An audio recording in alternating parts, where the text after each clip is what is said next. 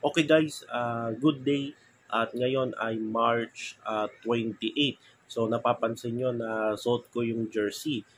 Jersey ng Ginebra kasi ngayon ay Game 7 ng PBA Commissioner's Cup Finals sa pagitan ng TNT at Ginebra. So good luck na lang sa magkakampyon ngayong araw.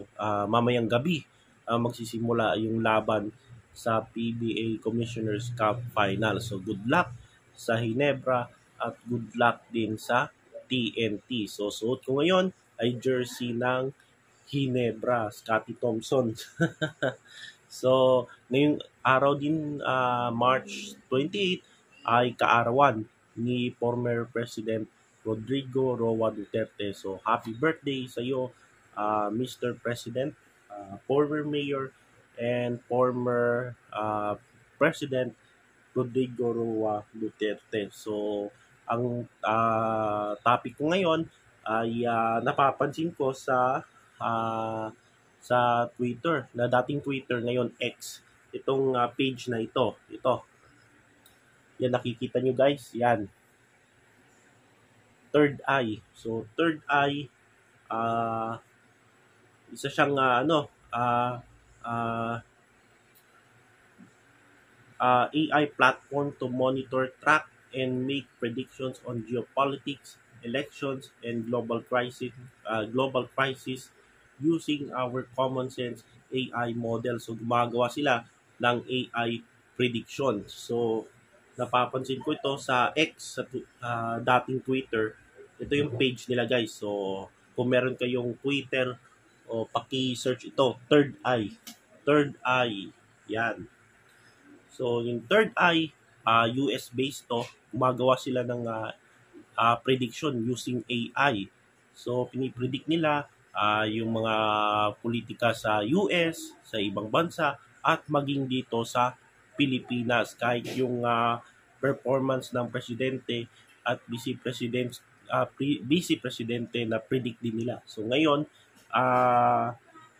every 2 or 3 times a week naglalabas sila ng results, prediction sa pagka-senador, lalo na sa pagka-senador sa darating na May 12, 2025 senatorial election. So ito yung mga resulta ng kanilang Senate predictions by Third Eye. So disclaimer, these rankings are based on real-time public narratives and may fluctuate throughout the day. So, hindi to parang gawa-gawa lang. No? Prediction, hindi rin siya survey, prediction to using AI. So, using common sense AI model. So, para sa akin hindi hindi dapat ito balagwalain. So pwede ring mangyari ito, no? Pwede tama yung kanilang prediction, ikumpara nyo sa mga survey na lumalabas sa social media at maging sa mga mainstream media. So ito yung kanilang Senate prediction model. These rankings, ulitin ko, these rankings are based on real-time public narratives and may fluctuate throughout the day. Using the common sense framework, here are the predicted rankings and chances of winning for the top 20 candidates in the Philippine Senate election. So ito yung resulta nila ng kanilang prediction model. Sino-sino yung mga nangunguna sa pagka senador, sino yung may higher chance na manalo sa darating na May 12 election. So by the way, ngayon pala yung campaign, no? Start ng campaign para sa local position at maging sa member of House of Representatives. So ngayong araw din magsisimula yung kanilang campaign. So good luck na lang sa mga kandidato na tatakbo ngayon sa eleksyon. So sino-sino kaya ang mga Senate candidates na pasok sa Third Eye, yung third third eye prediction using common sense AI model. So number one si tingnan natin, number one, Erwin Tulfo. So ranking range 1 to 3, chances of winning 85%. So sa SWS at Pulse Asia ay still number one pa rin itong si Erwin Tulfo. So number 2 si Bongo. So ranking range 1 to 3, chances of winning 80%. So sa SWS Pulse Issue Survey, nangunguna na si Bongo. Katide niya si Erwin Tulfo. So number 3, Amy Marcos, ranking range 1 to 4, chances of winning 78%. So sa survey ng SWS at Pulse Asia, laglag si Amy Marcos. Doon sa isang survey, SWS ba yun? Nasa number 16 na siya. So, ito ba yung dahilan? Bakit bumagsak siya sa survey? Dahil sa pagkalas niya dito sa alyansa.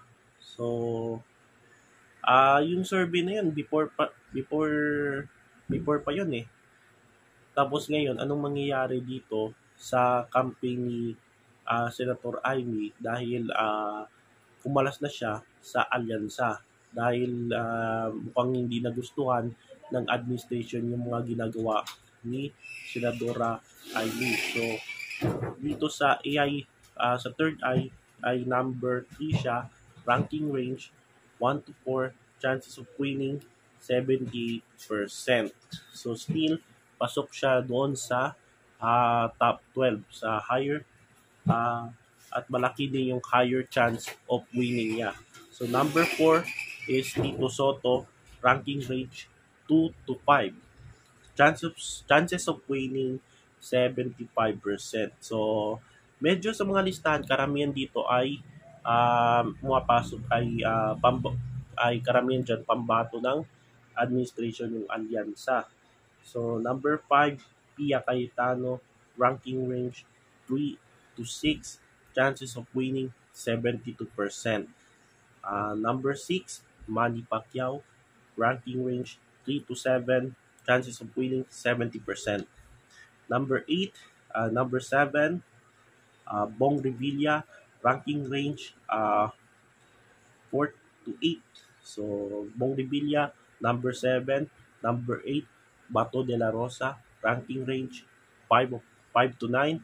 Chances of winning 65%. So, pasok din si Bato dito sa third eye na prediction. Hindi to siya survey. Ulitin ko, hindi siya survey. Prediction to using common sense AI model. So, number 8, si Rosa, problema yun, possible, last na yun yung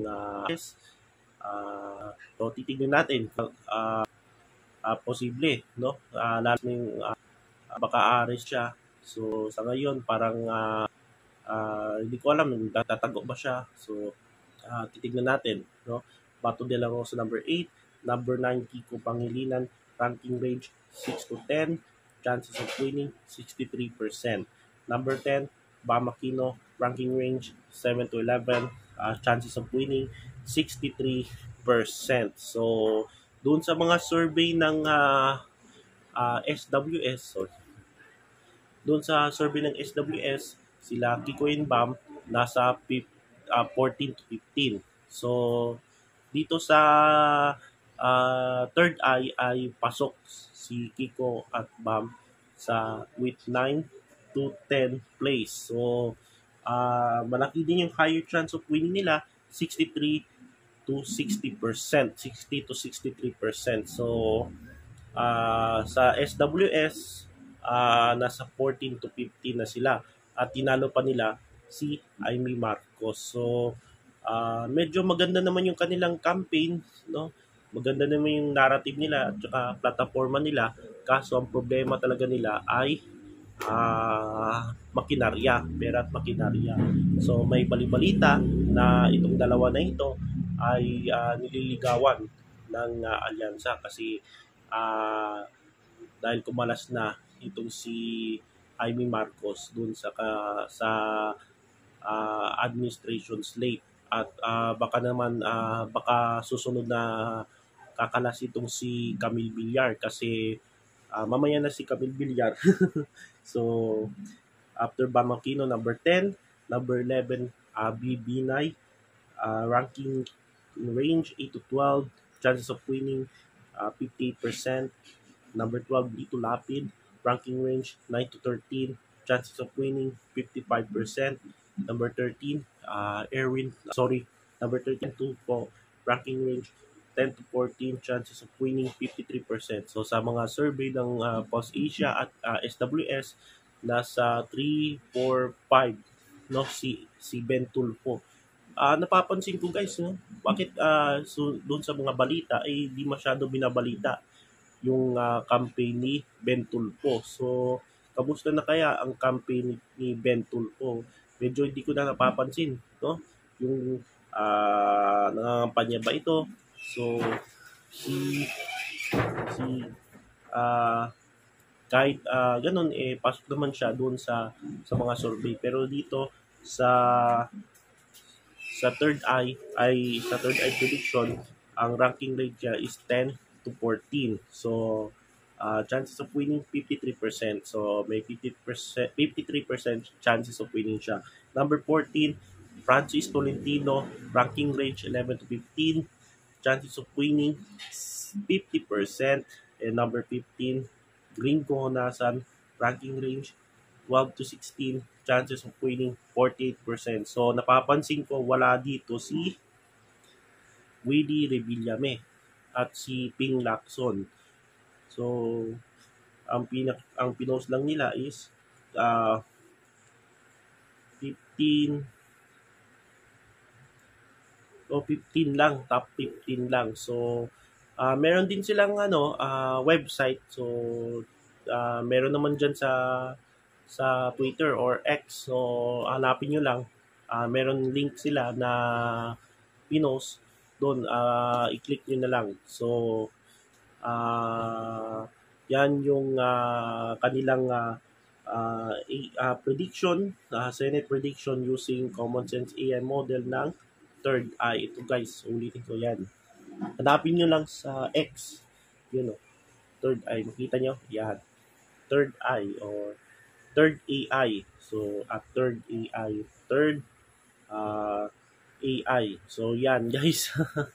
So, yan lang po guys. At anong masasabi nyo? Uulitin ko, hindi yan survey. Prediction lang yan using AI model. So, titingnan natin kung totoo yung kanilang prediction. Sino kaya yung mas reliable? Itong survey ba or itong mga prediction? Kasi sa US, halimbawa sa US, meron everyday, merong mga polls. Meron sa US, merong nangyayari kasi na sa polls ay halimbawa si Trump versus Harris. So sa mga polls ay lamang si Harris, pero sa mga predictions ay mostly sa mga predicted na firm, yung mga nagpe-predict na mga kandidato ay si Trump yung titignan nilang mananalo. So na-correct naman yon in 2024 na si Trump talaga yung nanalo sa US presidential election. So titignan natin dito sa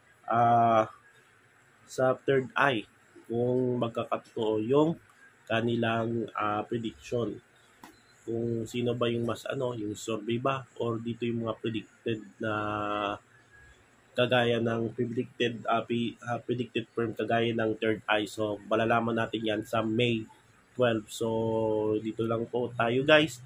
At good luck na lang dito sa TNT kung sino mananalo sa Ginebra versus Talk and Tech. So ngayon, suot ko ngayon Ginebra jerseys. Maraming salamat at kita-kits tayo sa next video at don't forget to subscribe JLA Vlogs Official at in the April 7 ay mag-start na tayo.